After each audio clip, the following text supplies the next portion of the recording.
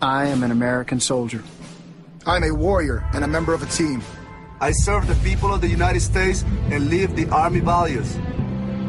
I will always place mission first. I will never accept defeat.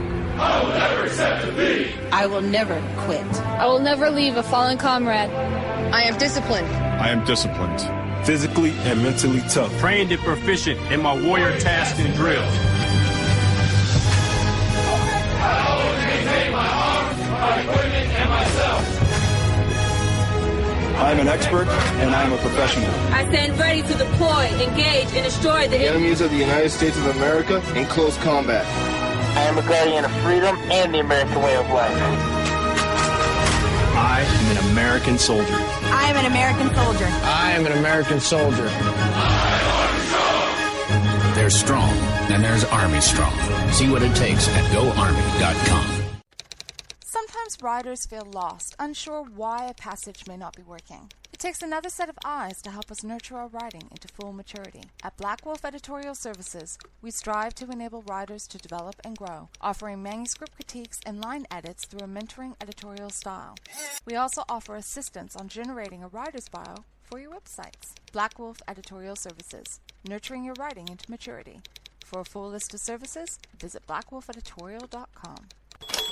Hey folks, I want to introduce you to a friend of mine, Dr. Richard Harden. We are on the same mission, which is waking up America. We just have different paths. So stay tuned for some information on how you can keep up with Richard and all his work. Visit Richard's website at rahardin.com. That's the World Wide Web at rahardin.com. At his website, you can see a summary of the 6 books he has written, where purchases may be made. He also has a link to 18 videos on YouTube and several blogs about Christian beliefs. If you prefer, visit Amazon.com/Kindle and type in Richard Harden to see and purchase his books. Every day, the men and women of the United States Marine Corps stand ready to defend the American way of life. The few, the proud, the Marines.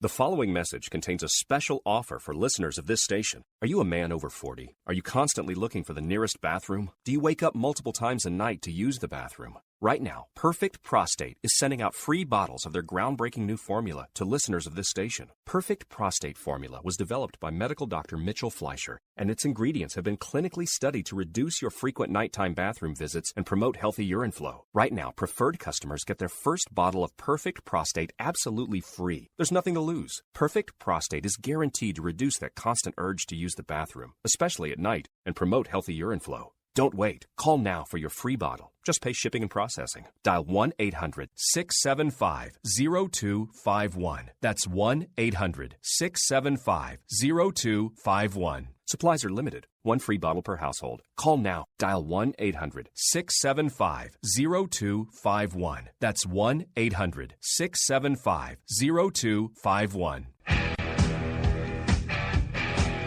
KLRN Radio has advertising rates available. We have rates to fit almost any budget. Contact us at advertising@klrnradio.com.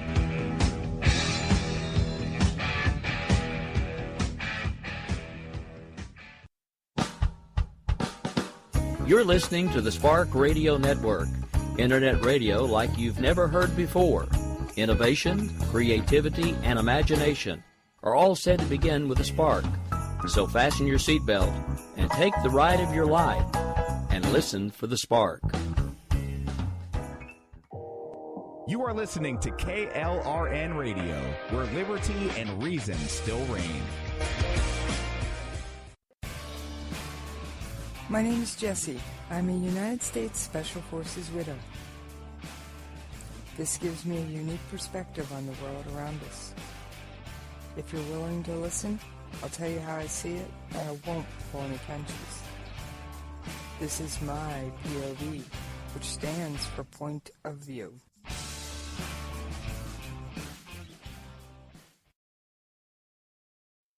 Alright, this is Jessie. How y'all doing out there today? It has been quite the day. I know. I say that all the time. But I've got a couple of station announcements, and I want to get those over and done with before I get on with what you're really here for. First of all, KLRN Radio will be covering CPAC. Oh, yes, we will. So this is going to be interesting now that President Trump is speaking at CPAC.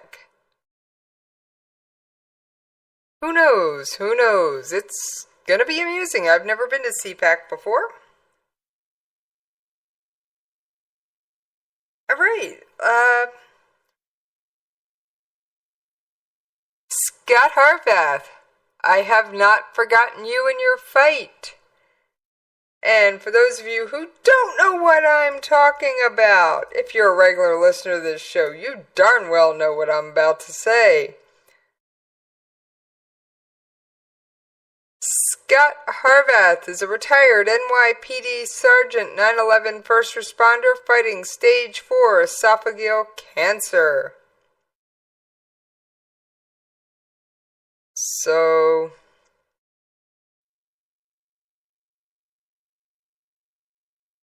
he is absolutely amazing. And I love giving shout outs to him.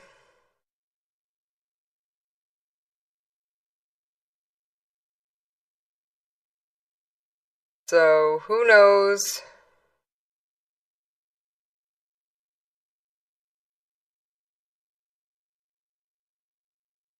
He's had a rough couple of days, but I still believe in you, Scott.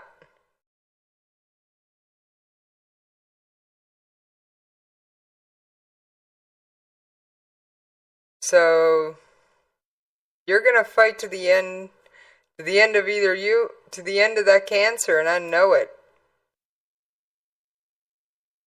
So, now, CPAC, we will be at CPAC. We will be around radio, in and around and on Radio Row, and then we will also be in various other locations. There's a rumor.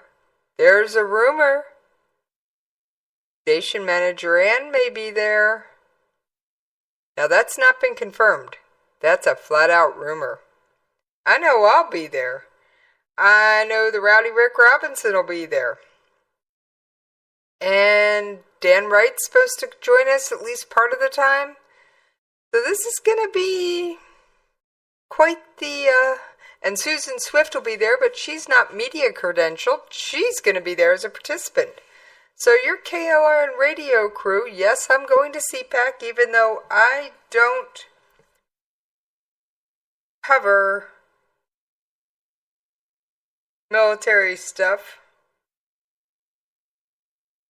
You know, I don't cover political stuff, I cover the military stuff. I'll be going. Because, well, a couple of reasons. This stuff does intersect. What can I say? And the other reason, I help my fellow hosts. What, you don't think I actually help them? I promise you I do. I do. There are a number of things I do that you guys don't see behind the scenes. I love tinkering around behind the scenes. So, now that we have the crazy station announcements out of the way. Yeah, they're on out of here. I have to make a couple show announcements. I'm driving to CPAC tomorrow. I will do my best to bring you a live show tomorrow. Now, I may have to use a slightly different setup, so it may sound a little different, but I'm going to ask you just to bear right on with me. Because it's going to be in tweaking.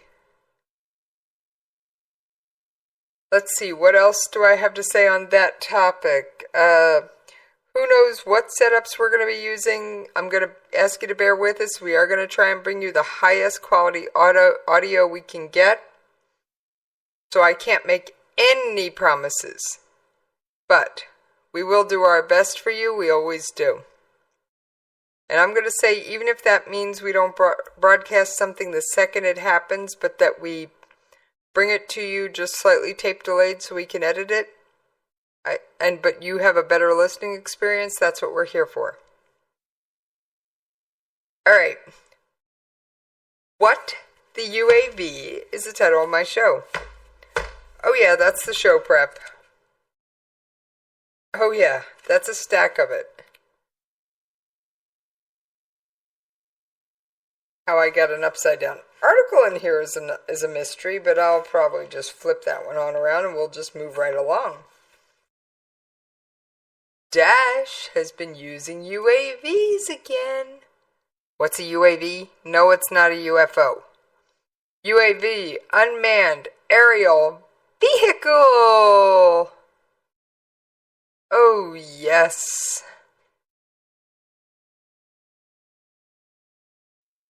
So, now Dash has been using off-the-shelf drones, and we've said this a number of times. And the U.S. military is not overly concerned about them, but it is ratcheting up the overall tension fears for safety and security all over the world. Yes, they are using off-the-shelf drones. Now let me see if I've still got that article right here, if I can track down that article. So, I do have a couple of pieces on it.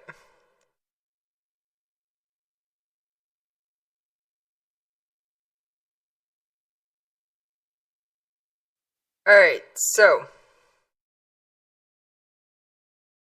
everybody knows that Dash has been using drones since the group killed 2 Kurds back in 2016 with a bomb hidden in one of its drones that the Kurds forced down.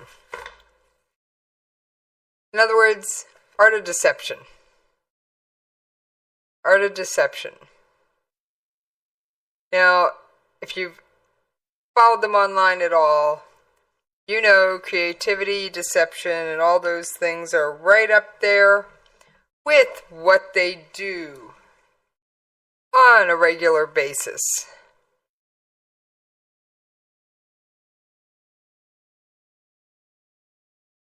The Dash has released a propaganda video. Now, I'm not going to tell you much about it, but the drones and their capabilities, it looks like the video footage was done to make them look like they were more powerful than they are.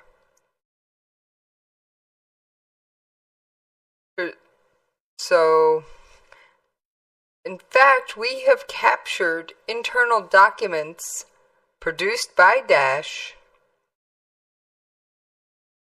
which show that, first of all, at one point, or possibly still is, it's a fairly detail-oriented bureaucratic organization.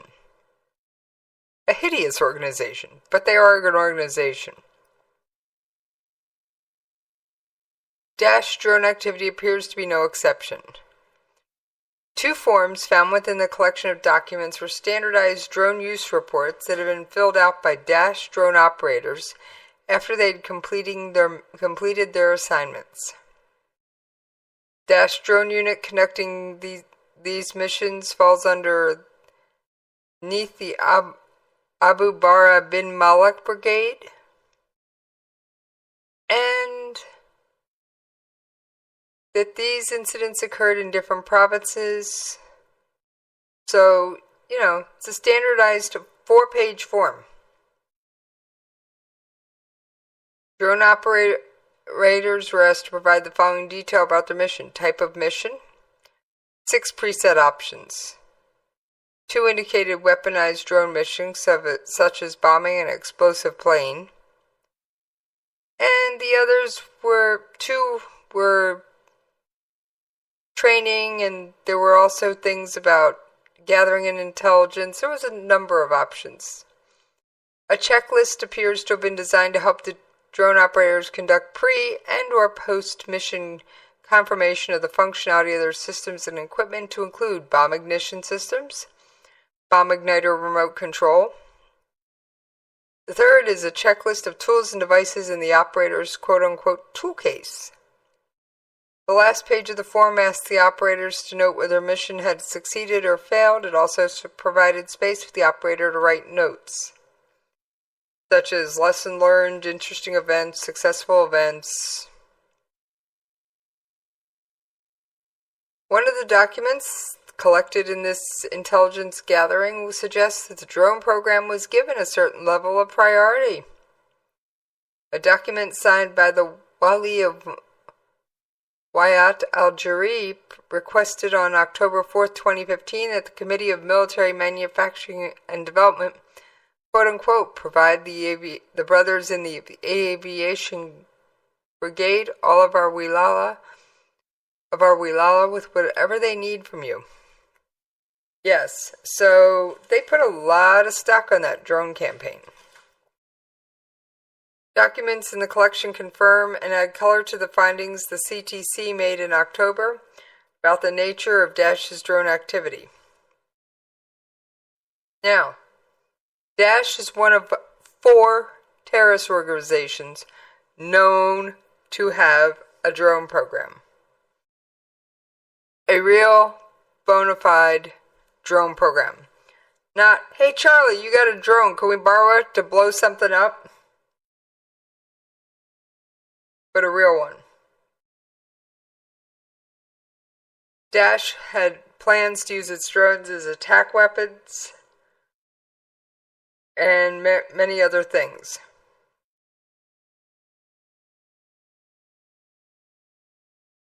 So it doesn't sound like they just had 2 or 3 drones, but they had a lot.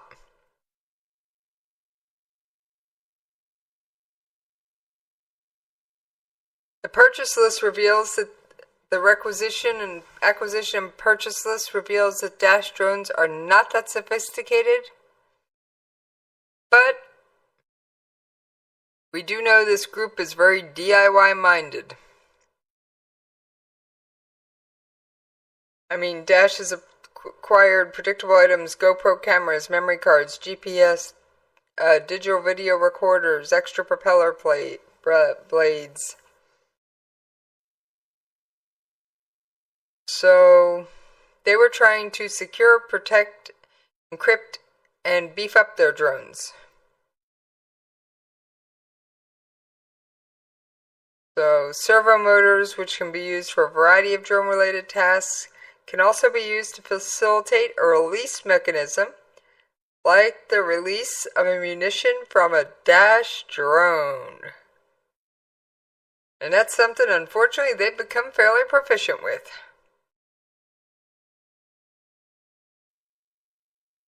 Unfortunately, these plans are not very sophisticated and could be put together by a well-versed high schooler.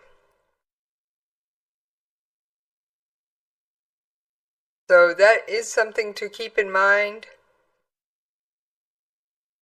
as the attack on West Mosul has started. And I've got an audio clip here for you. Give me just a moment to get it pulled up.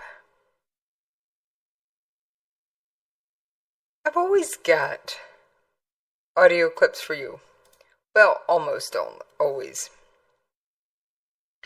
And the speaker you're about to hear is Secretary of Defense Mad Dog Mattis. The Iraqi army is in the fight with the coalition supporting them with full support. And as we go through this fight, Daesh will not be over with. We all know that. There will be more fights ahead. We'll stick together. And as we look at the future, we're going to continue to stand by the Iraqi army, the Iraqi people who are fighting this enemy. I thought that was a pretty cool comment. Now, got a couple other stories for you. I have to admit, I'm not out of stories. That isn't even the last... Oh, by the way, I'm going to do my social media at top of the hour. Because... or halfway point. Because... we will be ending the show on taps. Now, for those of you who are new to listening to the show, that means the Department of Defense has released the identity of a casualty. And I do check every day. Even on days I don't have shows, I want to check so I know. Now, the identity of this particular person was released today. And I know I have it. I just gotta track it down, but I don't need it till the end of the show, so we've got plenty of time to find it. Alright, we're gonna do a little bit more on Daesh and terrorism fears so we can cover this topic and move on to the next one. I'm trying not to be so much of a ping pong ball. What can I say? I think I've got one other drone-related audio clip when it comes to Daesh. Let me see if I can track it down real quick. Yes, I found it. It's from earlier this month, but let's take a quick listen. It looks like it's from an Operation Inherent Resolve press briefing. Coalition strikes continue shaping the battle space in western Mosul, destroying ISIL weapons caches, watercraft, construction equipment, and command and control, as well as attacking fighters directly anywhere that they congregate. The enemy continues using indirect fire, mortars, and artillery fires into eastern Mosul, which continues unfortunately to cause damage and civilian casualties. They also continue to use commercial off-the-shelf drones to observe and drop explosives on the Iraqi security force and civilian positions. Alright, so they are using off-the-shelf drones, commercially purchased, the same thing you or I could run out and pick up with a credit card. Alright.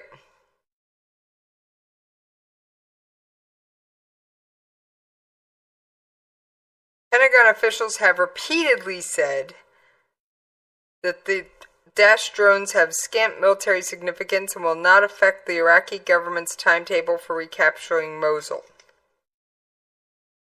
Alright? So we gotta preface this with that.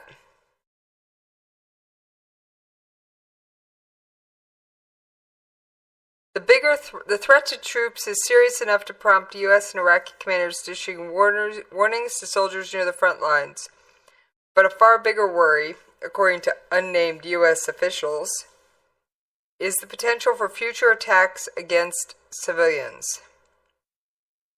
Daesh militants have long discussed the probability of using drones as remote-controlled missiles that can deliver explosives or even unconventional weapons, such as nerve agents.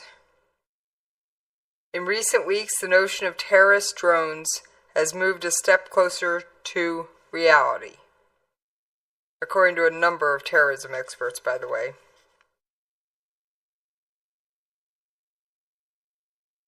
So, and Stephen Stalinsky, executive director of the Middle East Media Research Institute, said they're now showing that these devices can be effective on the battlefield. With the way these groups use social media, my worry is that they're also putting the idea into people's heads that this is something you can do. I don't like that lone wolf idea, and I'm sorry, don't do it.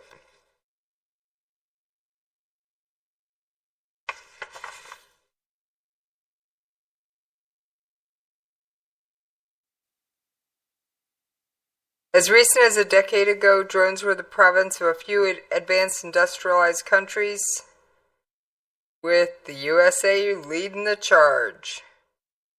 Today, dozens of countries, including Israel, China, and Iran, manufacture and operate military-grade UAVs. The sudden availability of cheap, remote-controlled flying machines did not escape the notice of terrorist groups. Daesh is only the latest in a long line of militant organizations that have acquired drones. No, there's really about 4 that have true programs. Al-Qaeda in Pakistan had a program before it was discovered by police in 2013.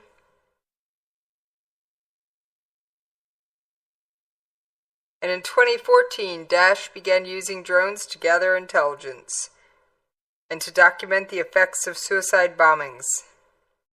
And yes, these turned into propaganda videos, folks. You don't think Daesh would miss a propaganda opportunity?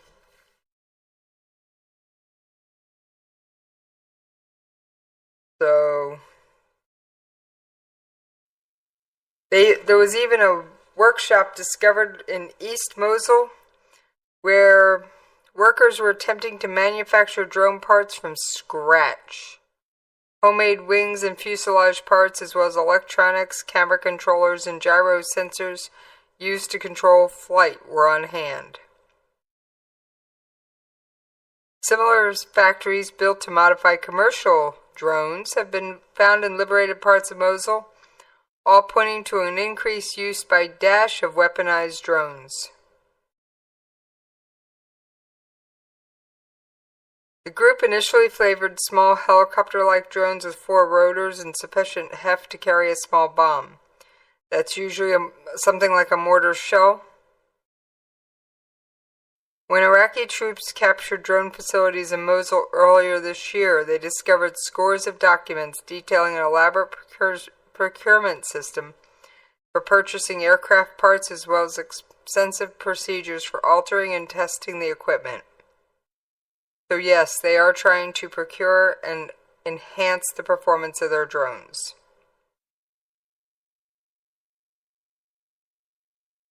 Of course, when Mosul started, they stepped up their use of surveillance drones. Then they shift to weaponized drones late last year, and formal announcement on 24th January of this year. So, like I said,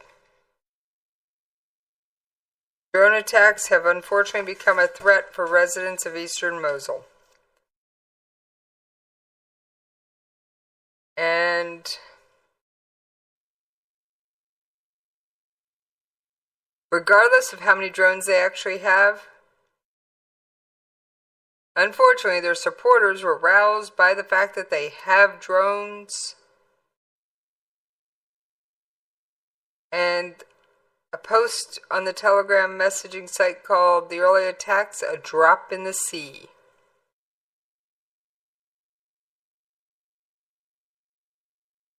So who knows what will be forthcoming. My, oh my, I'm almost at the bottom of the hour. Let me see if I can sneak in one more story before I take that. Actually, no, I'm not. I'm not even going to try and do it. I know we've talked about Daesh and UAVs the whole first half of the hour after I got through the station announcements, but I felt it was an important topic to spend some real time on. And I'm probably not going to have time to do a good Saturday Slowdown this week. It's probably going to be a best of. But there's so many good topics for Saturday Slowdown that if you haven't listened to them all, they bear listening. Do you know how the Middle East got its borders? Do you know what it was like to live under the Union of Soviet Socialist Republics and watch the country transition to Russia? Or do you know what it was like to serve in the Red Army? I'm betting you don't. Well, all those questions and more can be answered on various episodes of Saturday Slowdown. All right, we are going to pay them bills, and just as a reminder, you can always find me on Twitter at Jessie's POV. You can let it down if you wanna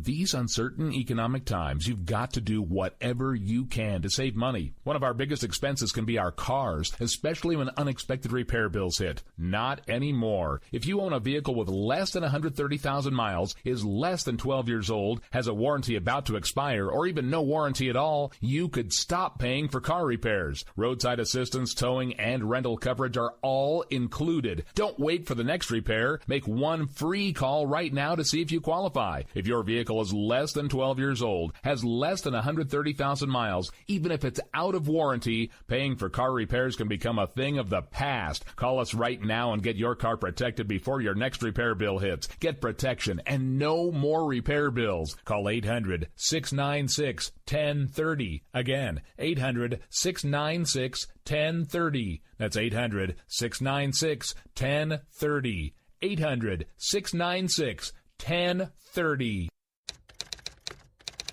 All writers are prone to becoming so attached to our characters and stories that we struggle to see why a passage may not be working. It takes another set of eyes to help us nurture our writing to full maturity. At Black Wolf Editorial Services, we strive to enable writers to develop and grow, shaping stories into masterpieces that can stand the test of time. Editing services are provided for all genres and all age categories. Services range from the critique of the short story through to line edits on full-length novels. We also offer assistance on generating writers' bios for your websites. We won't abandon you to the masses. We want to celebrate with you in your successes. Black Wolf Editorial Services, nurturing your writing into maturity. For a full list of services and prices, visit us at blackwolfeditorial.com. I've owned my company for 14 years now, and I can tell you that payroll is a 4-letter word. I hate doing it. It eats up hours I don't have, and it costs me money I could be saving. But my accountant's too expensive, and I'm not sure who to call, but I know I need help. We're Paychex, and we take all the hassles out of small business payroll. We save you time and money. It's easy. Call, fax, or give us your payroll information securely online, and we take care of the rest. We calculate the correct taxes, manage payments and direct deposits. We even send out your checks. Payroll doesn't need to be a 4-letter word anymore. We're so sure that we can save you time and money that we'll give you a month's payroll free. Just for calling 877-757-2782. Get 1 month's payroll for free. Call Paychex right now. 877-757-2782. That's 877-757-2782. KLRN Radio has advertising rates available. We have rates to fit almost any budget. Contact us at advertising@klrnradio.com.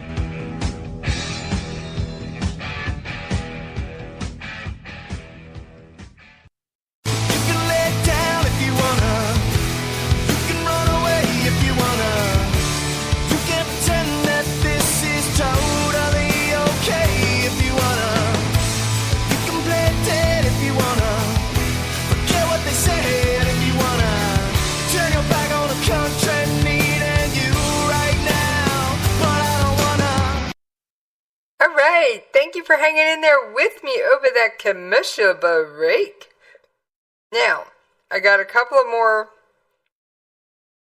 Mosul updates, and then we are moving right along, because I'm going to have to rush to get through this show prep.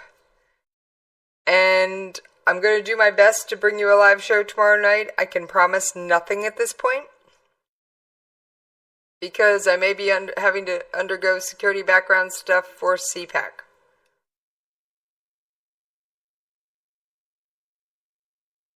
Alright. U.S.-backed Iraqi forces have cleared Daesh fighters from a key village overlooking Mosul's airport. The seizure came less than 48 hours after the start to retake West Mosul, which, of course, as everyone knows, or should know, Mosul is Daesh's last major stronghold in Iraq. The village is perched on elevated ground and has strategic value in the push to take the airport. And this is according to Abu Sayyaf General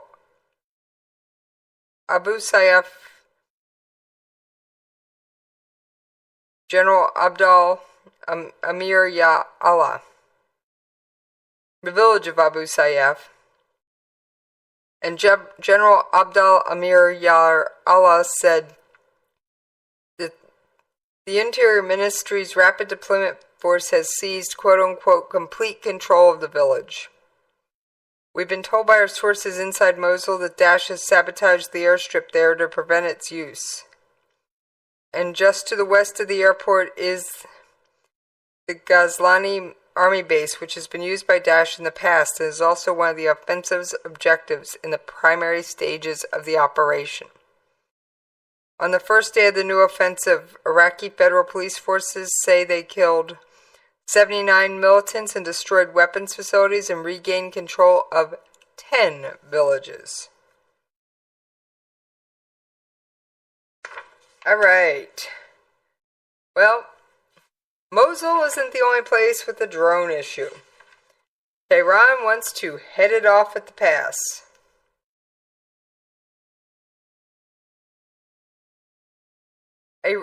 Tehran, Iran. Iran banned the use of private drones over Tehran because of quote-unquote safety concerns after 2 devices were shot at. And drone licenses, yes, you need a license to operate a drone in Iran, will only be granted to relevant bodies and not individuals. Those quadcopters can fly over sensitive and vital major centers, record video, and be misused by the enemy, according to General Alzira Rabi, the ranking commander at the Islamic Revolution Guard Corps Sarla based.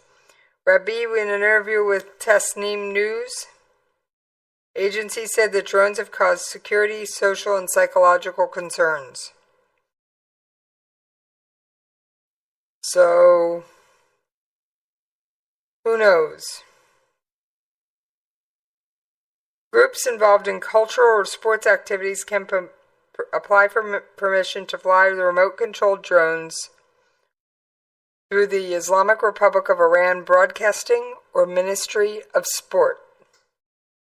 So if you're involved in a sporting activity and you want drone footage, you gotta go through this state. No, just whipping out your personal drone to film your son's soccer game. Now, Kim Jong-nam. Yes, as most of my listeners know by now, Kim Jong-nam was assassinated in the airport in Kuala Lumpur. The half-brother of North Korean leader Kim Jong-un died last week after apparently being poisoned while waiting for a flight at Kuala Lumpur in Malaysia. There has been growing speculation that his son, Kim Han-sol, has traveled to Malaysia to claim the body.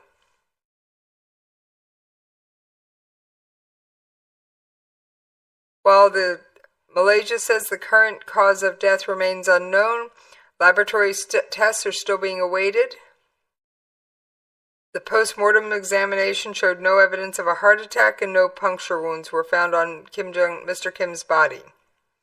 The case has now caused a diplomatic row, or diplomatic fight, between North Korea and Malaysia, which has refused to hand over the remains and conducted the post-mortem examination despite North Korean objections.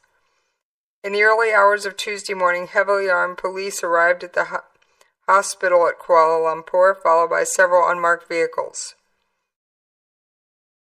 Of course, there's been no official confirmation that Kim Han-sol is in Malaysia, but there's wide speculation in the Malaysian media that he arrived in the country on Monday night from Macau. The family of Kim Jong-nam have maintained a low-profile life since falling out of favor with the North Korea regime. Malaysia wants a member of the Kim family to provide a DNA sample so his identity can be confirmed before the body is released. Dr. Abdullah said the North Korean embassy had not provided dental or medical records to assist with identifying the body. Malaysian officials have previously identified the dead man as Kim Jong-nam.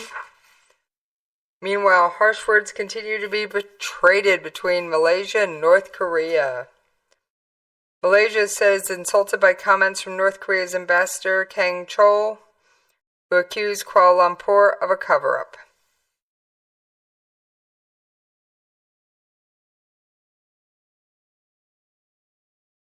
Malaysia's Foreign Minister Anif Aman said the diplomats' allegations are based on delusions, lies, and half-truths because the diplomat said that it's been 7 days since the incident. There's no clear evidence on the case of the death, and at the moment we cannot trust the investigation by the Malaysian police.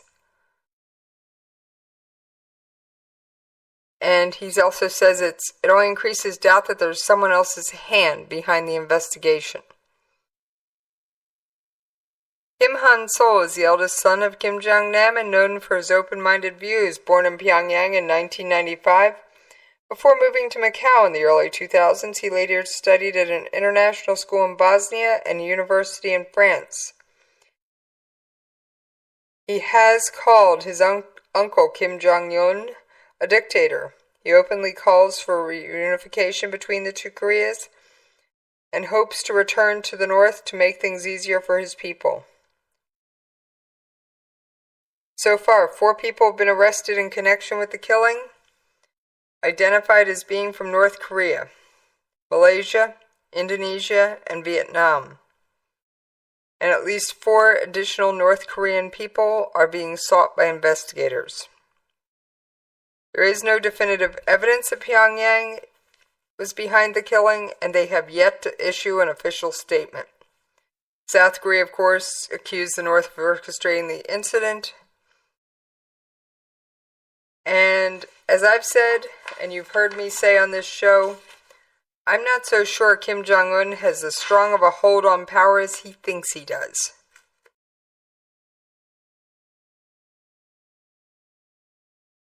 So, while North Korea has very few friends, it is one of the most isolated countries in the world. But even before the alleged killing of Kim Jong-nam, the diplomatic relations it does have with countries like China and Malaysia were already strained.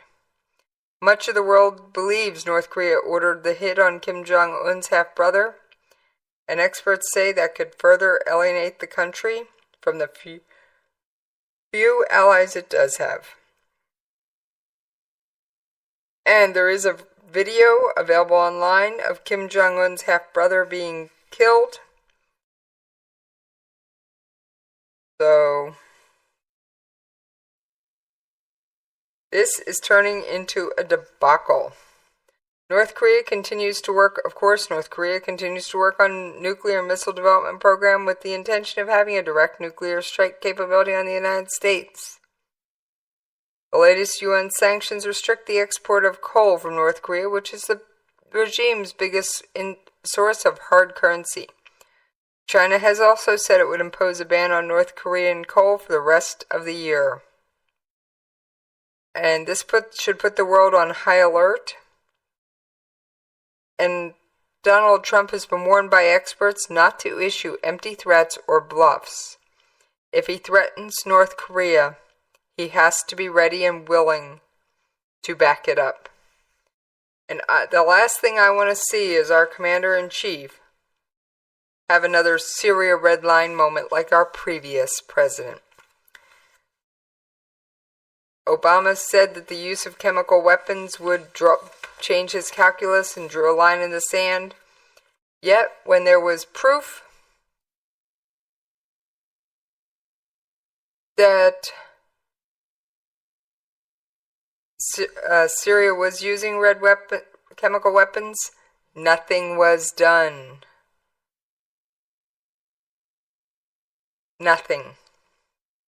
And that, my friends, is the epitome of a paper tiger. Alright, on to a little more military news.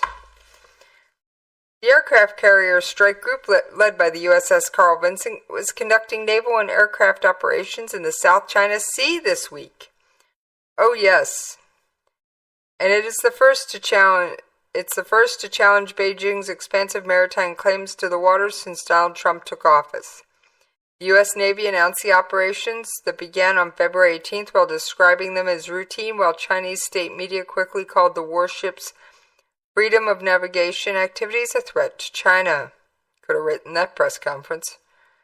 A Pentagon official said the naval maneuvers were not freedom of navigation, but exercises of the kind the U.S. Navy has been doing for 100 years. The exercises were ordered by U.S. Defense Secretary James Mattis, who is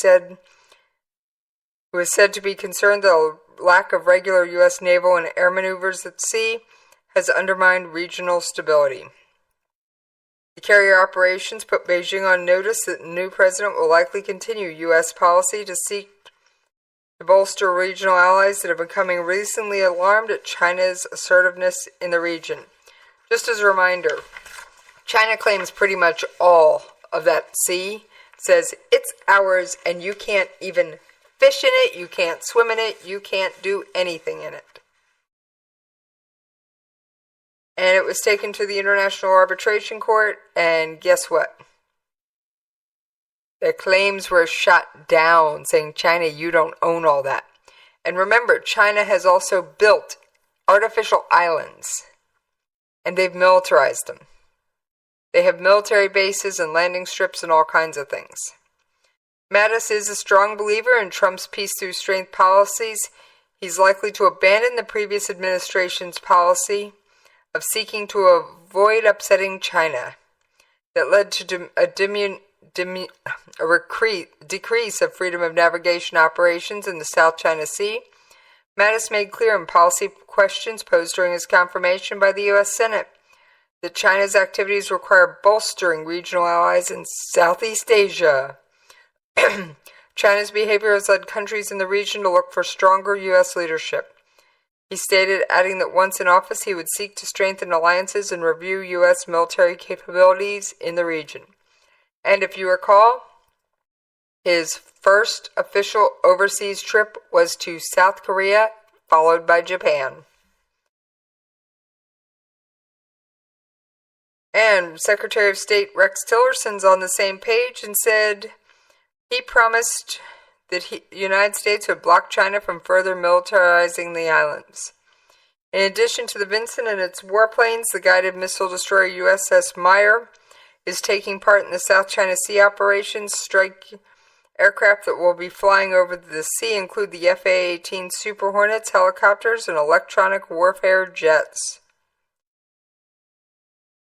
Before entering the South China Sea, the ships did conduct training off Hawaii and Guam to improve their military capabilities and develop cohesion as a strike group.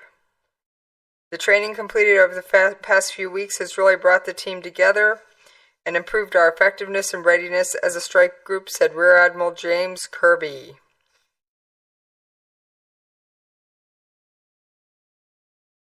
Last week, China's foreign ministry warned the United States against challenging its claims to the waters. China respects and holds freedom of navigation and overflight in South China Sea, which countries enjoy under international law, but firmly opposes any country's attempt to undermine China's sovereignty and security in the name of freedom of navigation and overflight.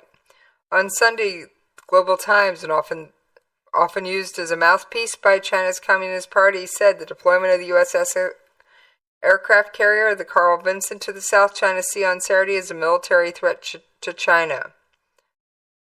Now, there is usually over-the-top anti-U.S. rhetoric in this newspaper. At least, I will say they didn't call the exercises an act of war or hostile action. The newspaper only stated that naval maneuvers would risk unspecified interference. This has already happened. Planes have come dangerously close to our ships already.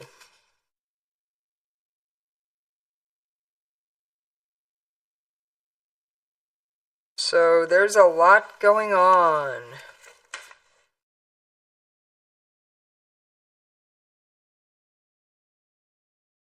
Alright, I'm looking for the next story.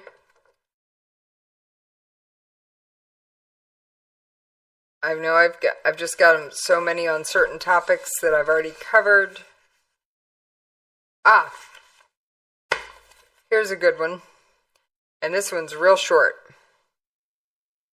Department of Defense will deliver its counter-Daesh review or counter-ISIS review to the White House next week. Defense Secretary James Mattis completed his first trip to the Middle East, where he gained valuable insight as he prepares to make key policy decisions, including submitting the results of a review of the department's strategy to defeat Daesh to the White House. So, Iraqi forces practice traveling in tactical formations, and I gotta say, Mattis is pretty proud of the Iraqi army. Let me see if I can find that audio clip for you. Let me see if I've got it. I think I've got it somewhere, but give me a second.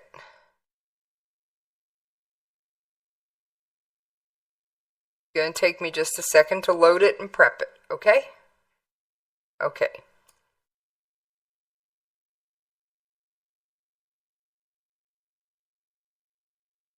Hey, it wasn't prepped. I wasn't planning on using it, but I decided I'm going to. What I specifically learned here is the resilience of this army. Recognize it took casualties. It has reconstituted itself, both equipment and personnel-wise, and as you know, has already crossed the line of departure going against the enemy in West Mosul. So, Mattis, in his own words, expressing how he feels about the Iraqi army. Which I'm glad to see that he's totally supportive of the Iraqi army, because they have done some pretty amazing things. They really have.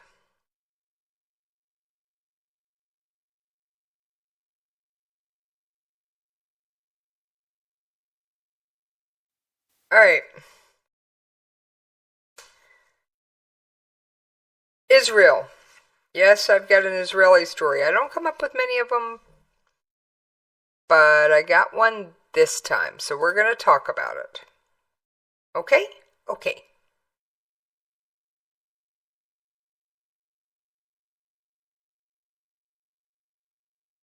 An Israeli military court on Tuesday sentenced a soldier to 18 months in prison for his deadly shooting of a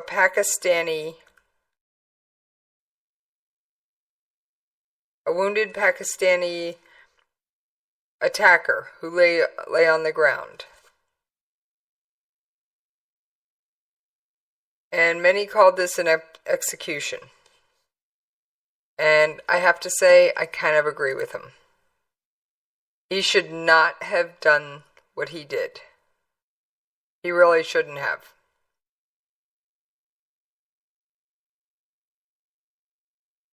And I'm kind of glad he got sentenced because, no offense, I don't want everyone to think they can just go around shooting at enemy fighters just because they don't agree with them.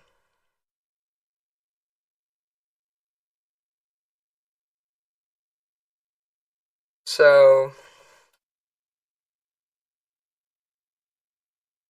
yet this decision did trigger disappointment for several hundred protesters who had gathered outside Tel Aviv court and hoped to see the soldier walk free.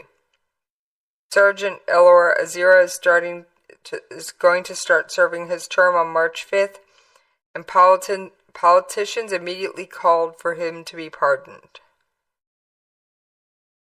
Palestinians, meanwhile, said the light sentence only encouraged Israeli soldiers to use excessive force. Could have seen that one coming. No, really, I could have. Now, just as a reminder, folks, we are ending the show on taps tonight as opposed to our usual music. And I will be giving you the name of the casualty and reading the official press release from the Department of Defense on our way out.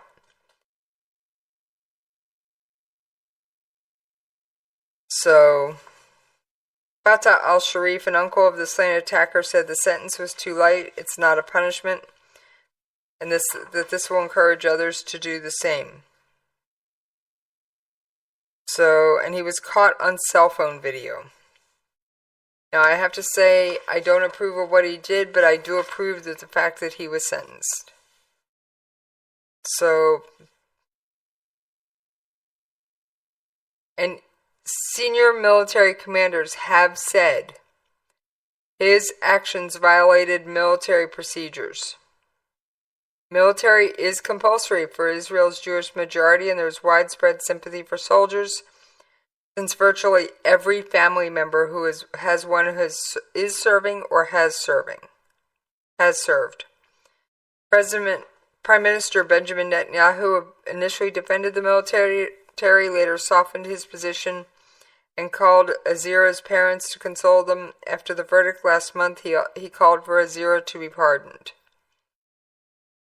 This dispute has helped fuel the resignation of Defense Minister Moshe Yaalon, who sided with the army. His successor, Avigdor Lieberman, visited Azira in court during the trial, but since taking up the defense post, Lieberman has lined up behind the army.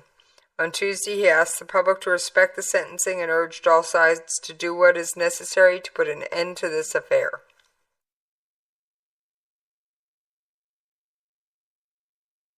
So, he will be going to prison for 18 months. Now, one more story. Migrant bodies wash up on Libya Mediterranean coast near Zawiya, likely after an attempt to reach Italy. Libya's Red Crescent, which is the Red Cross in the Middle East, they go by Red Crescent because Red Cross is not politically correct over there. 74 bodies of migrants have washed ashore in the city of Zawiya on the Mediterranean Sea. Circumstances involving the drowning of migrants are not yet clear. He said that local authorities will take the bodies to a cemetery in the capital of Tripoli that is allocated specifically for unidentified persons. Al-Mazrati said a torn rubber boat was found nearby and he expected more bodies to surface, as such boats usually carry up to 120 people. Last week, Fabrice Laguirre, director of the European Border and Coast Guard Agency, said Libya-Italy smuggling route across the Mediterranean has seen record numbers of migrant drownings in 2016.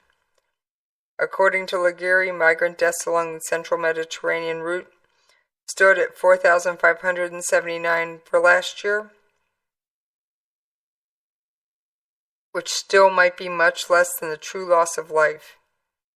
That's compared to 2,869 in 2015 and 3,161 in 2014.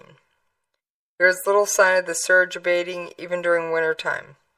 There were 228 recorded deaths in January. In Libya, the turmoil engulfing this North African country has become a death trap for thousands of migrants, and most of them from sub-Saharan African countries, seeking to escape poverty and find a better life in Europe. Libya is split by competing governments and many militias rule on the ground.